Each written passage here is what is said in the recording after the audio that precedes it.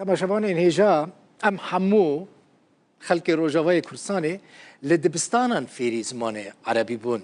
Yani berî ku em biçin dibistanê me li Rojavayê Kurdistanê bi erebî nizanîbû, ne bixwînin, ne binivîsînin, ne jî biaxivin.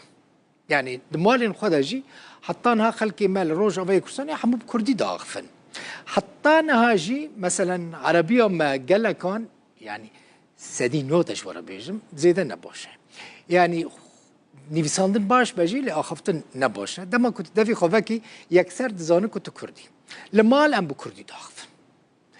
û hêvî dikim her Kurdek li mal bi Kurdî biaxife. Bi taybetî Bakurê Kurdistanê. Dayîkên me bi erebî nizanin. Mesela diya min rehmetî bi gotinek erebî jî nizanibû. Ev rewşa hemû dayîkên Kurd e li Rojavayê Kurdistanê. Mesela eger hinek dayîkên Kurd li Rojavayê Kurdistanê bi erebî zanibin jî yanî ew dayîka çûye çend salan dibistan xwendiye. Hejmara wan gelekî kêm e. Lê binêrin niha çi dibe? Hûn li manşêtê temaşe dikin. Niha li bajarên erebî ku ji aliyê Kurdan ve têne birêvebirin ew bajar ereb fêrî alfabaya latînî ya zimanê Kurdî dibin. Ne tenê xwendevan, mamosteyên ereb jî êdî fêrî zimanê Kurdî bûne. Di vê raporta me de bajarê tabqa weke nimûne heye. Li wê derê dersên Kurdî têne dayîn, zarok û mamoste yên ji pêkhateya ereb fêrî Kurdî dibin li wan dibistanan, dersên Kurdî têne dayîn. Ji bo xwendina îsal 2024-25 bêhterî 850,000 xwendevan li 4100 dibistanan dixwînin. Yani nêzîkî 41,000 mamoste jî dersan didin. Me gotî ABC yani alfabaya zimanê Kurdî bibînin li raportê çawa zarokên ereb û mamosteyên ereb fêrî Kurdî bûne.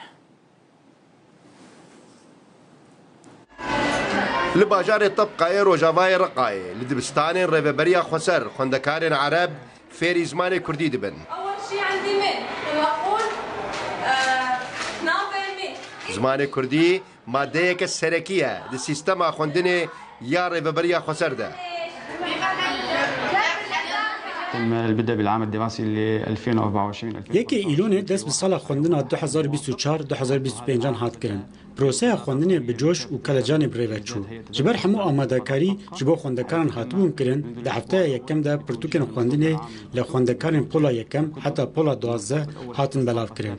پیش در باسبونا چند هفتهان وها دیار بو ماموسر چقاسی ناو دبستانان گرینیه دیدن سیستم خواندن و خواندکاران. بگوتنا هفسروک دستیا پروردهی li Tabqayê hatina xwendekarên koçber ên navçeyê ji Libnanê bo wan ti pirsgirêk çê nekiriye. فيما يخص ازدياد عدد الطلاب خلال الاسابيع الماضيه تم ازدياد درباره زیادبون حجمار خوندکاران د دما داوود اجبر شری لبنانê me daxwaz ji her sê rêveberiyên Tabqayê kiriye wan li dibistanan bicih bikin û hemû asankariyên ji bo wan bikin da ku bikarbin xwendina xwe temam bikin. Li gor desteya perwerde û fêrkirinê ya rêveberiya Xweser li navçeyên wan ji destpêka sala xwendinê 2024-2025 zêdeyî 850,000 xwendekar li nav 4,000 dibistanan bi amadebûna 41,000 mamoste li ba wan hatine tomarkirin. Loloxan Rudaw